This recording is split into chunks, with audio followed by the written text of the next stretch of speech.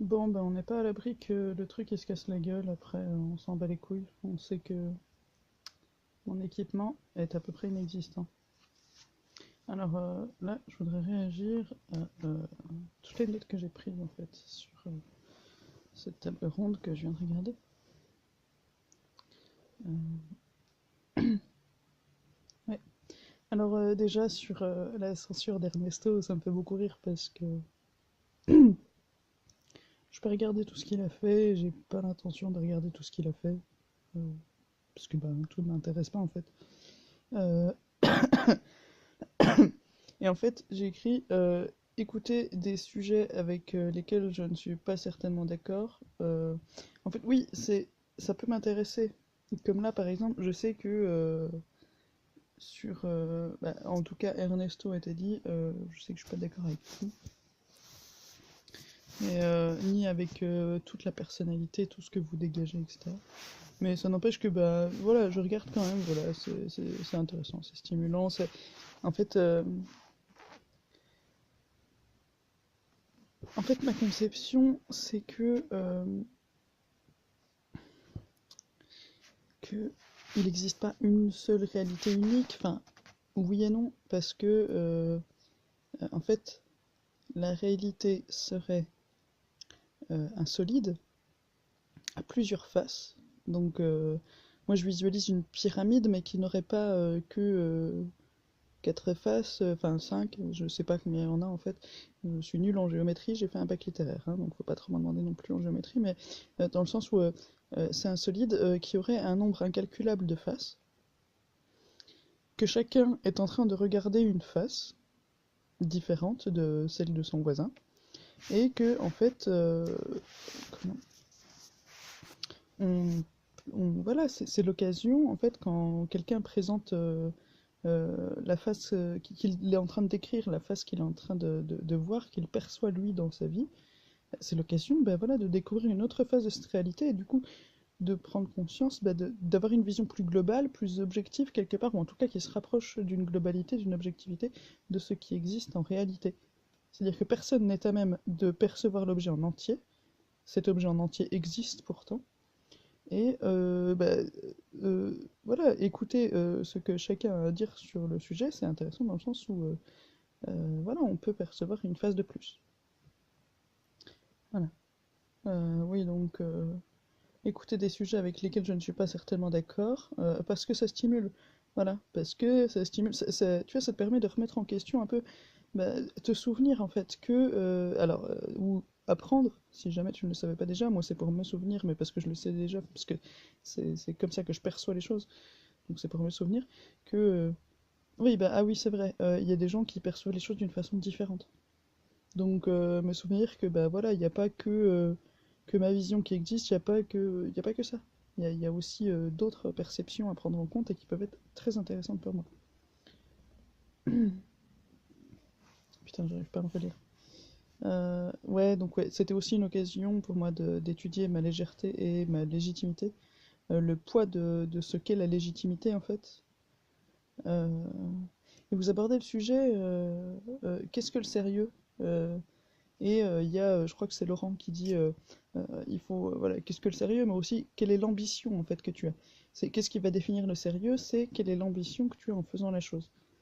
Est-ce que tu as le but, tu vois, mettons qu'on choisisse un sujet à polémique, genre les juifs, tu vois, est-ce que ton but c'est de faire des blagues sur les juifs ou quoi, parce que franchement il y a matière, ou est-ce que ton but c'est de parler de quelque chose de sérieux et tu vois, voilà, d'aborder les choses de façon bah, académique, voilà, c'est un mot que vous avez beaucoup utilisé, enfin beaucoup, en tout cas à plusieurs reprises, le terme académique pour le différencier du côté plus léger, tu vois, oui, enfin, ça va, c'est respire aussi, hein. Respire, franchement, ça va te détendre. Si jamais t'es perturbé là tout de suite, respire 3 fois profondément. Si tu veux, on le fait ensemble.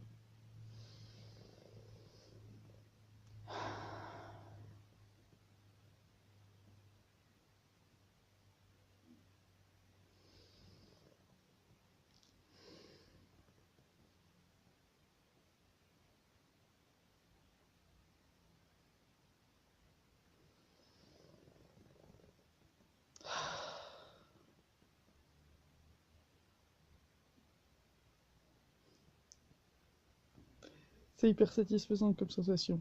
Je te souhaite d'arriver à atteindre ce truc où dès la première respiration, t'as juste envie de sourire parce que bah, tout de suite te revient toutes les bonnes sensations qui te viennent en fait quand tu respires, pour de vrai, que tu te réoxygènes. Ah putain, c'est illisible. Euh, Oui, alors je crois que c'est l'oracle qui disait qu'il aimait pas se définir. Et que c'est vrai que moi non plus, en fait, j'aime pas me définir dans le sens où quand on parle de religion ou de spiritualité, la phrase que je dis systématiquement en fait c'est je n'appartiens à aucune religion et c'est ce qui me permet d'appartenir à toutes.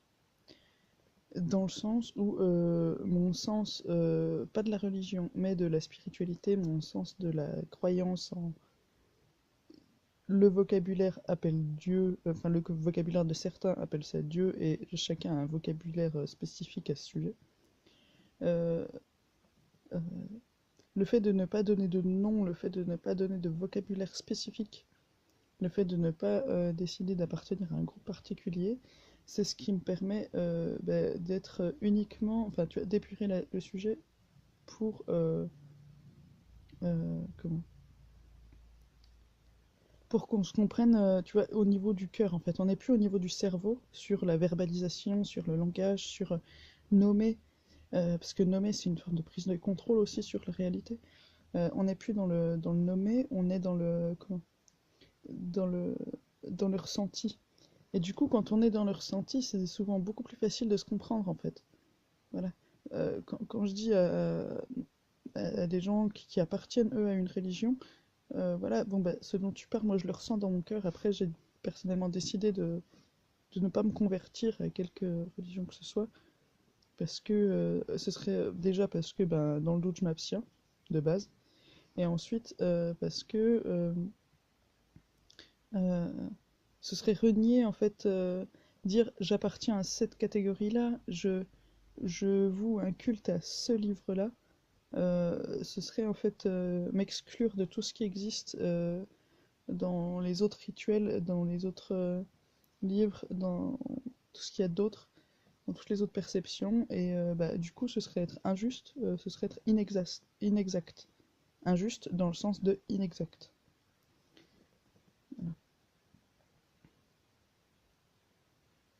Oui, donc là je reprenais l'apparence d'arrogance d'Ernesto. Perso, je m'en tape parce que bah, je l'accepte comme il est en fait.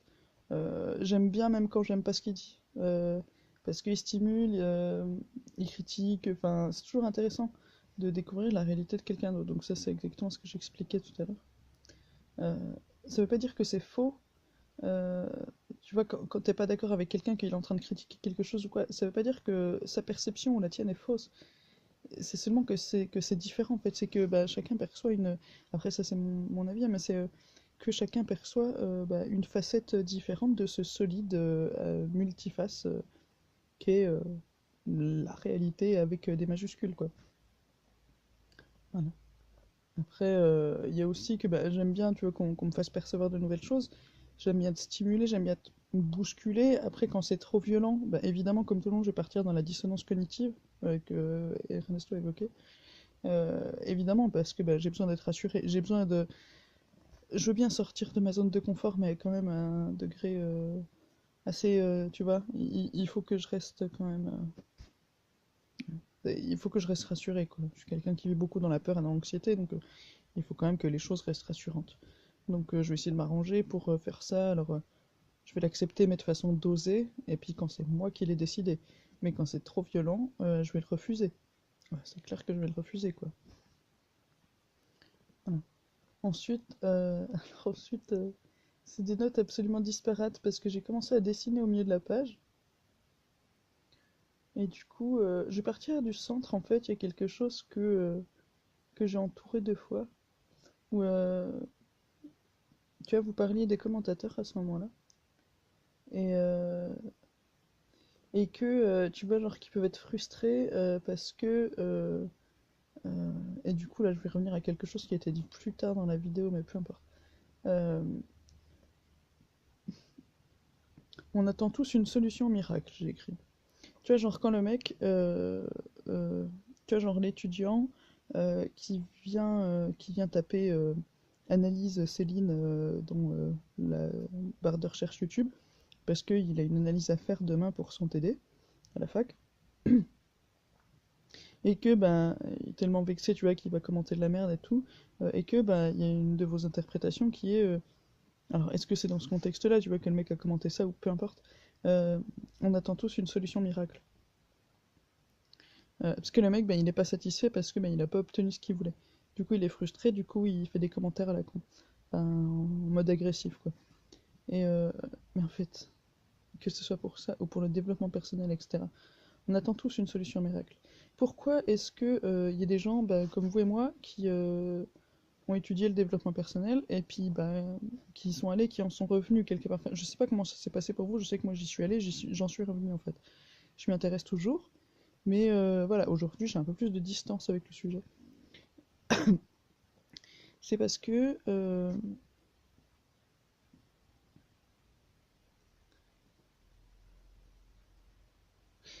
j'attendais une solution miracle et que finalement je me suis rendu compte qu'aucune solution miracle n'existait si ce n'est la mienne.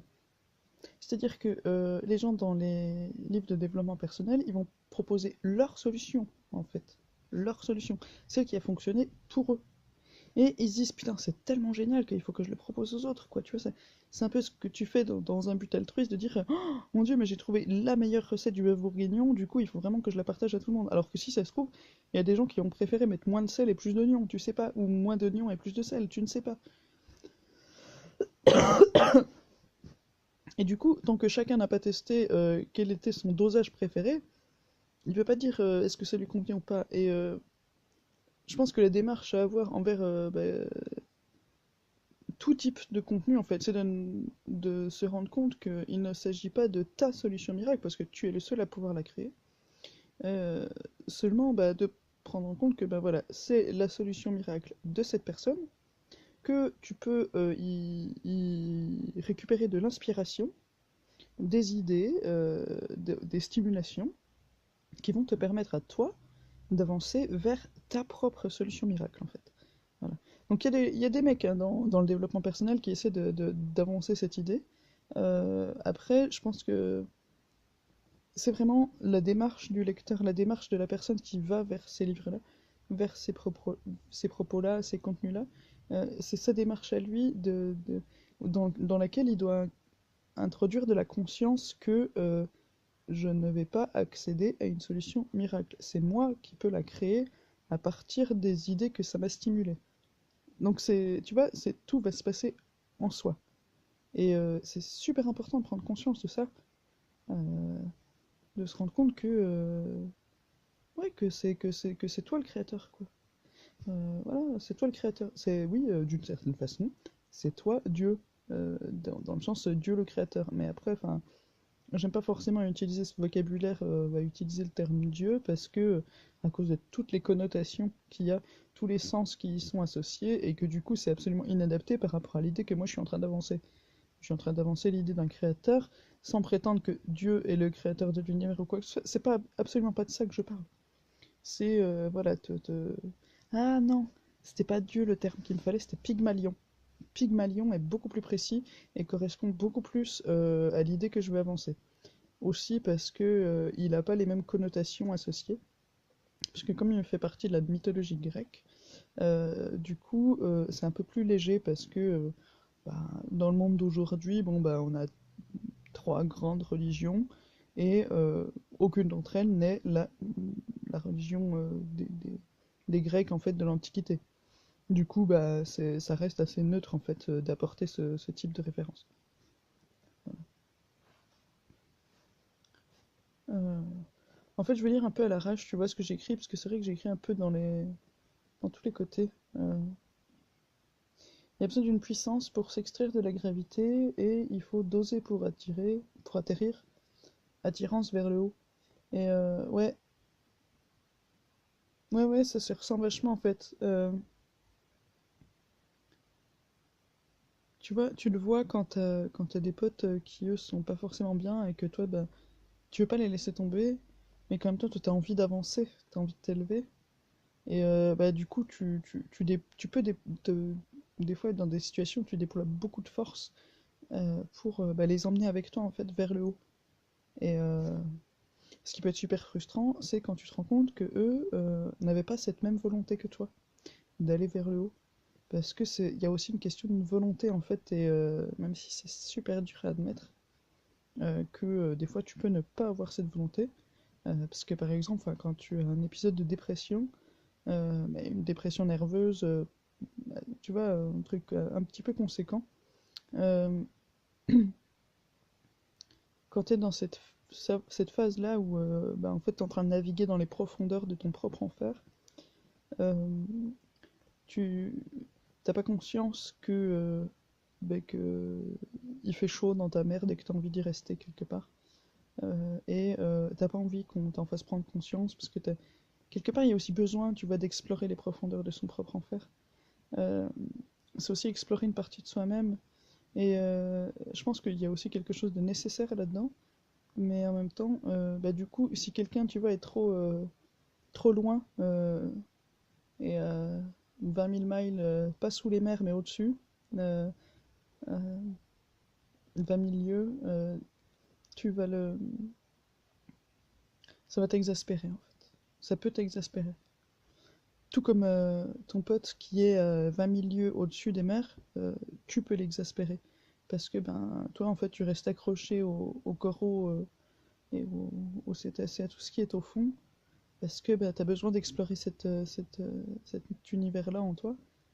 Et que lui, il faut aussi qu'il admette qu'il y a quelque chose d'inconfortable pour lui de te voir à cet endroit-là, parce qu'en fait lui il n'a pas envie de vivre à cet endroit-là, parce qu'il y a déjà été ou parce qu'il ne veut pas y aller, parce qu'il ne veut pas découvrir cet endroit-là, et parce qu'il n'assume pas le fait que cela existe aussi, et ça peut être super compliqué. Je me rends compte qu'il y a énormément de choses à dire en fait, et que là j'en suis à 17 minutes, et que ça va être du bordel. C'est pas grave, c'est pas grave. Oui, oui, c'est humain de vouloir attirer l'autre à soi. Parce qu'en fait, tu sais, genre, t'es en train de goûter une nourriture qui est super savoureuse et t'es en train de vivre un plaisir. Et, euh, et voilà, et que tu aies ce désir de partager ça, ce désir que, oh mon Dieu, mais ce serait tellement génial si tout le monde pouvait ressentir ce que je ressens. Parce que comme ça, franchement, on serait tellement plus heureux. Genre, si tout le monde maintenant là est en train de ressentir ce que je ressens, à goûter ce fruit si doux et si sucré, mettons que ce soit les goûts, tu vois, qui te plaisent à ce moment-là, euh, et que au moins pendant les 5 minutes où tu bouffes ce fruit, eh ben putain, les guerres s'apaiseraient pendant au moins 5 minutes, ce serait super génial. Et peut-être que les mecs ensuite prendraient une décision différente en fait. Bah attends, parce que t'es sûr qu'on va continuer? Parce que du coup, là, du coup, je viens de nourrir mon cerveau en sucre et en satisfaction. Donc en endorphine, en tout ce qui est intéressant, en type d'hormones que tu produis quand tu prends du plaisir et de la satisfaction.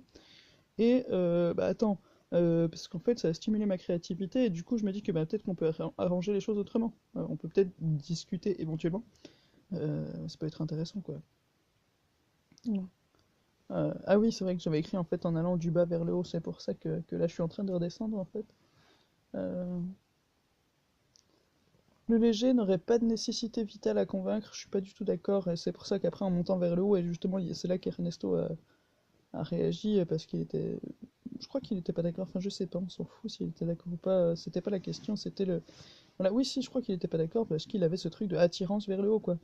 Il me semble que c'est lui qui a avancé cette idée-là. Après, voilà, je note ça parce que enfin, c'est les noms desquels je me souviens, et puis c'est ce que ça m'éveille, et puis voilà, mais on s'en fout en fait de qui a dit quoi, c'est les idées qui sont intéressantes, hein. C'est ce qui m'a toujours posé problème en faculté, c'était que on me reprochait de pas citer assez les auteurs pendant mes dissertes, mes partiels, mes machins.